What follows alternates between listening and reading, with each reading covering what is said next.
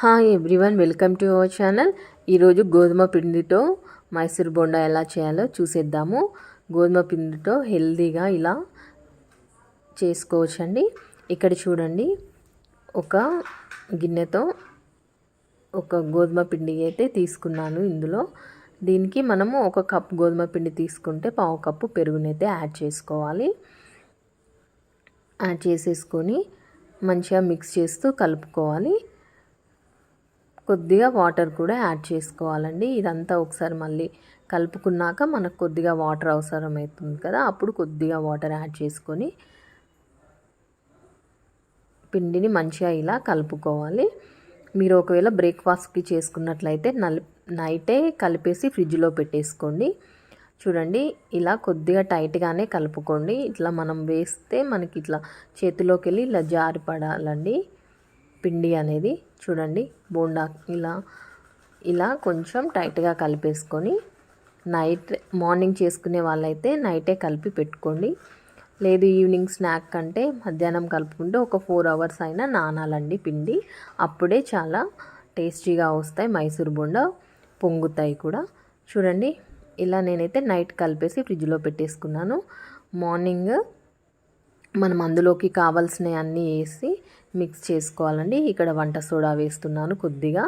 వంట సోడా వేసుకుంటే ఫ్లఫీగా క్రిస్పీగా చాలా బాగా వస్తాయి పొంగుతూ. చూడండి, ఇక్కడే కొత్తిమీర, కరివేపాకు, ఆనియన్స్,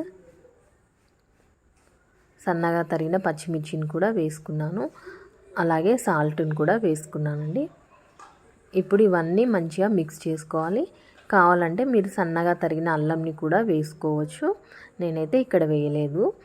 ఇప్పుడు ఇవన్నీ మళ్ళీ ఒకసారి మిక్స్ చేసుకోవాలండి. అన్నీ మిక్స్ చేసుకోవాలి. ఇట్లా ఫ్లఫీగా పిండిని ఇట్లా చేత్తో అనుకుంటూ బాగా కలపాలి. అప్పుడే మనకి బోండా అనేది చక్కగా వస్తాయి. చూడండి, ఇలా మంచిగా పిండి ఒక 2-3 సార్లు ఇలా అనుకుంటూ కలుపుకోవాలి.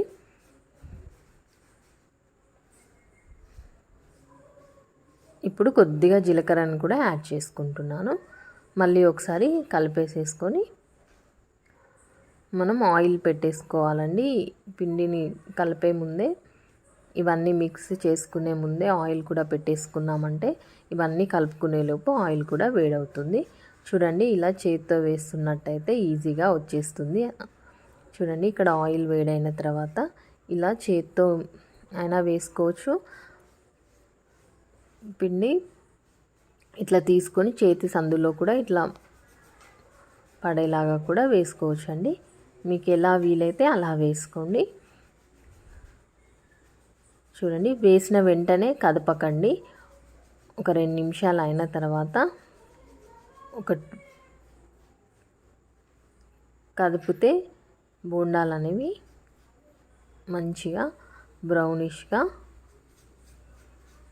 పొంగుతూ మంచిగా వస్తాయండి. చూడండి, మీడియం ఫ్లేమ్లోనే పెట్టుకొని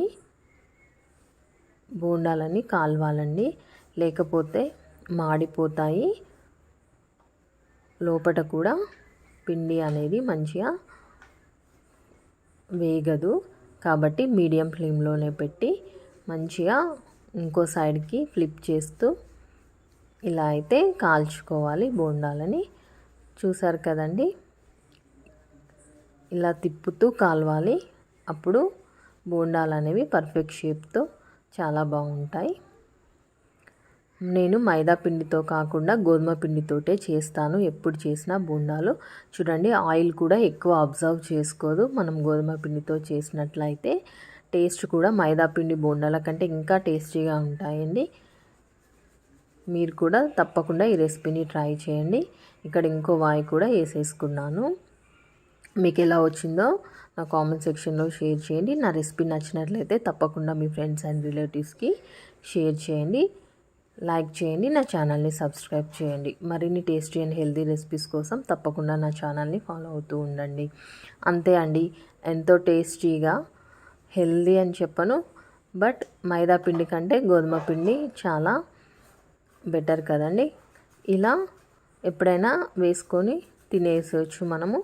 ఆయిల్ కూడా ఎక్కువ పీల్చుకోదు గోధుమ పిండితో చేసుకున్నట్లయితే. అలా కూడా మనం కూడా సాటిస్ఫై అవుతాం. ఎక్కువ క్వాంటిటీ కూడా తినొచ్చు చేసుకున్నప్పుడు. ఇలా ఇంకొక వాయి కూడా వేసేస్తున్నాను. చూడండి, ఇలా మంచిగా ఇంకో సైడ్కి ఫ్లిప్ చేస్తూ కాల్చుకోవాలి. వేసిన వెంటనే కదపకండి, కొంతసేపు అయిన తర్వాత కలిపితే బోండాలు అనేవి ఈవెన్గా మంచిగా కాలుతూ బ్రౌన్గా సూపర్ టేస్ట్తో ఉంటాయి. బయట క్రిస్పీగా లోపల ఫ్లఫీగా సూపర్ అంటే సూపర్గా వస్తాయి. చూడండి ఎంత బాగున్నాయో, షేప్ కూడా చక్కగా వచ్చాయి. చూడండి లోపల కూడా ఎంత ఫ్లఫీగా ఉందో, బయట చూస్తే క్రిస్పీగా ఉంది. దీన్ని కాంబినేషన్ పల్లీ చట్నీతో సర్వ్ చేసుకుంటే సూపర్ అంటే సూపర్గా ఉంటుంది. పల్లీ చట్నీ కూడా నా ఛానల్లో ఉంటుంది, చూడండి. Thank you.